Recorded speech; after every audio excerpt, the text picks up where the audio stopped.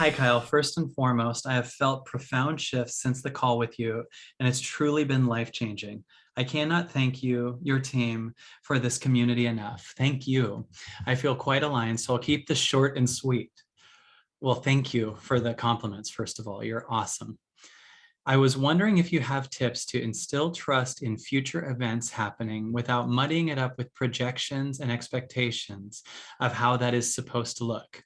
In other words, how do you expect the best without knowing what is best, what the best is? Ooh, well, that actually, first of all, that's an answer. Can you expect the best by not knowing what the best is? Because whatever happens is the best. Do you get that?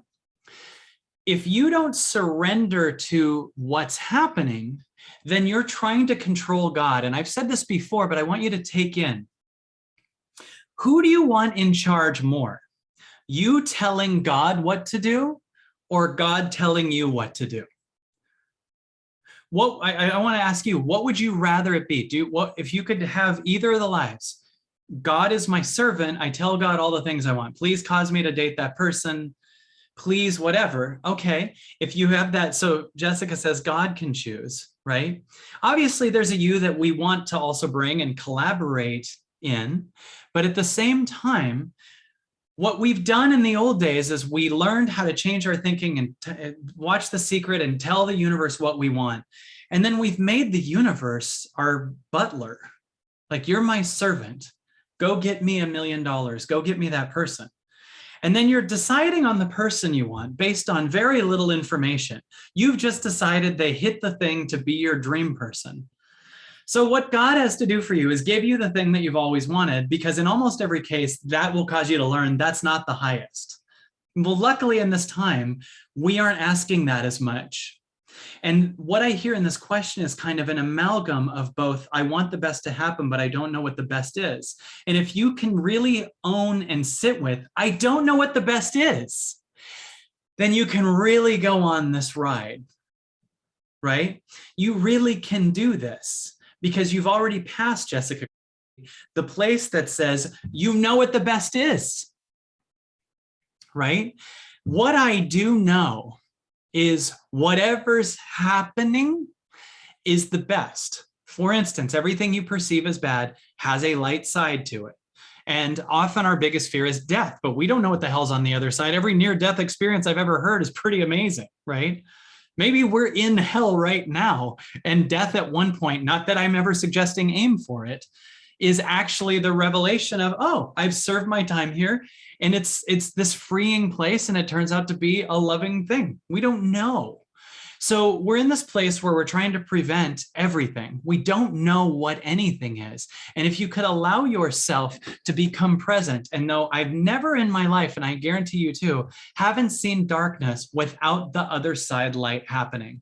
Every dark moment of your life has had another side that showed up.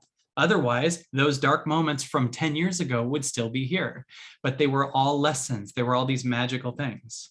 So how do you expect the best without knowing what the best is and allowing space for that best when it's probably better than the best you can fathom? First of all, we celebrate, Jessica, that you already don't know what the best is. This is an amazing opportunity for you to even stop looking into the future. You can have a few things that you prefer. You can do a few things to make yourself safe. Like you could have some extra food on the side, or have some cash or some gold or whatever you need to, just in case some things happen that you're not prepared for. But take in the idea that if you don't know what the best is, other than a few protection mechanisms here and there, you don't have to look into the future, right? The part of you that slightly still thinks you know what the best is the part of you that's looking in the future, right? So my offer to you is, life is telling you, since you don't know what the best is, there's no need for you to look into the future. And instead, take a wonderful deep breath. Be here. Celebrate the now, and maybe your future will change around that. right? Maybe the more you're connected to the now, the more you've graduated through all the things that your ego needs to learn, that causes you to not have to go through the painful lessons in the future. And maybe the universe will go, oh, she learned it in meditation. She learned it here. So we're going to change the future to become magic for her right now. This is why when I watch another speaker and they take me into the future about all the good things that'll happen, I notice we're deciding what the good things are. And we've decided the route that we egoically think is the fastest way to God. We don't know the fastest way. Maybe it is through lockdowns. Maybe it is through taking us from our jobs. Maybe it is through the end of relationships, right? Alexa says, so we shouldn't Kalego? Not necessarily, because you could Kalego. I remember getting really present. I remember allowing myself to surrender to the now. I remember being grateful for the body that I'm in right here. I remember celebrating the I don't know-ness. I remember really moving towards God. And that day, September 15th, was the day that I awoke and found myself in the now and learned that I don't know the future. I don't know what's best. So I found a new me.